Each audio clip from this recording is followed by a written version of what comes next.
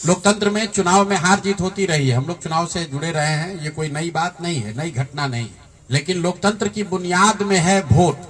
सबको वोट देने का, स्वतंत्र होकर वोट देने का अधिकार होना चाहिए। स्वतंत्र भारत के इतिहास में पहली बार ऐसा हुआ है जब समाज का जो गरीब तबका है उसका वोट खरीद लिया गया। ऐसा कभी नहीं हुआ। मैं बहुत जिम्मेवारी से कह रहा हूं, 75 साल के देश के इतिहास में ऐसा कभी नहीं हुआ कि सरकार ने गरीब तबके के करोड़ों वोट 10-10 हजार रुपए में खरीदा है, 5.5 रुपया दैनिक के हिसाब से। ये साधारण बात नहीं है। आपकी जानकारी के लिए बता दूं, भारत उन चंद देशों में है जहां आजादी के बाद पहले दिन से यूनिवर्सल वोटिंग का राइट है कि गरीब से गरीब आदमी भी, अनपढ़ हो, पढ़ा लिखा हो, किसी वर्ग का हो, किसी जाति किसी धर्म का हो, उसको वोट देने का अधिकार है। अमेरिका जैसे देश में अधिकार मिलने में दशकों लग गए। इस देश में यह अधिकार रहा है और बाबा साहब ने कहा कि मैं लोगों को हथियार नहीं, उनको वोट का अधिकार दे रहा हूं और वो वोट के अधिकार से ही पूरी व्यवस्था बनती चलती है। आप जो कैबिनेट का डिसीजन है उसको पढ़िए, उसमें लिखा गया है कि जो लोग भी इनकम टैक्स नहीं देते हैं और जो सरकारी नौकरी नहीं करते हैं, वो सारे परिवार के लोग, उनको 2-2 लाख रुपया दिया जाएगा रोजगार करने के लिए। और फिर अगले 1 महीने तक सरकारी व्यवस्था लगाकर महिलाओं को 10-10 हजार रुपए देकर उनका वोट खरीदा जाता है। उनके पीछे सरकार की व्यवस्था लगती है, वो पैसा लेकर बदल ना जाए। उनको जीविका के समूहों से जोड़ा गया, उनको जीविका की दीदियों को उनके पीछे लगाया गया कि भाई तुम जाकर इसी पर वोट करना।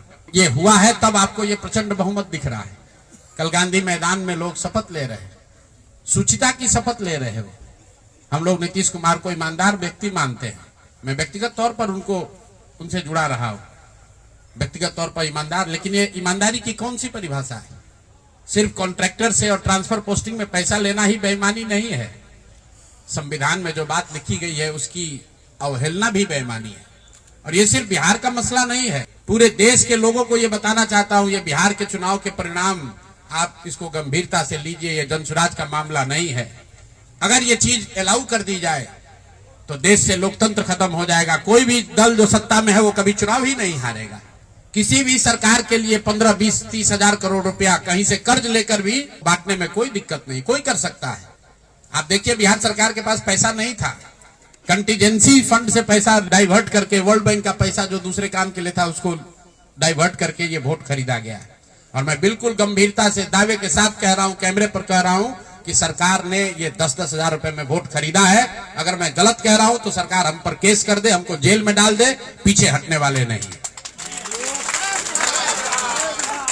गांधी जी ने जब अहिंसा की परिभाषा लिखी है तो उसमें लिखा है कि अन्याय का प्रतिकार होना चाहिए। हमारा कोई द्वेष नहीं है, हमारा कोई झगड़ा नहीं, हमारी कोई लड़ाई नहीं है, लेकिन ये अन्याय है। ये अन्याय जनसुराज के लिए नहीं है, राजनीतिक दलों के साथ नहीं है, कैंडिडेट के साथ नहीं है जो जीते और हारे। ये अन्याय उन गरीब लोगों के साथ है जिनको आपने 10 हजार रुपए का लालच देकर उनका वोट खरीद लिया, उनके बच्चों के पढ़ाई का हक छीन लिया, उनके बच्चों के रोजगार के सपने को छीन लिया। ये अन्याय है और उस अन्याय के सामने हम लोग झुकने वाले नहीं है, जनसुराज झुकने वाला नहीं है। इसीलिए एक दिन का आकर यहाँ मौन उपवास किया है, ताकि उसी धरती से, उसी गांधी की सोच से प्रेरणा ले सके और पूरी ताकत से, ईमानदारी और शुद्धता से इस लड़ाई को लड़ सके।